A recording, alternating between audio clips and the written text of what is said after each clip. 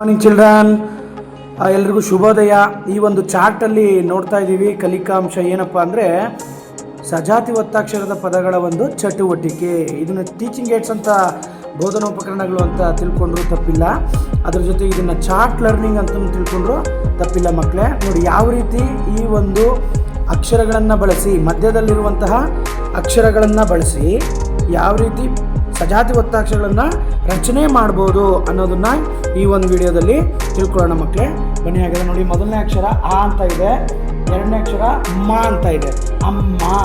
ನೋಡಿ ನೆಕ್ಸ್ಟು ಆ ಮುಳ್ಳನ್ನು ಯಾವ ಕಡೆ ತಿರುಗಿಸಿದಾಗ್ಲೂ ನಾವು ಮಕ್ಕಳಿಗೆ ಗುರುತಿಸೋದು ಹೇಳ್ಕೊಡೋದನ್ನ ಮಾಡಿದಾಗ ಕಲಿಸ್ಬೋದು ಮಕ್ಕಳೇ. ಅಪ್ಪ, ಅಜ್ಜ, ಅಜ್ಜಿ, ಅಕ್ಕ, ಅಣ್ಣ, ಅವ್ವ, ಅಯ್ಯ, ಅಮ್ಮ.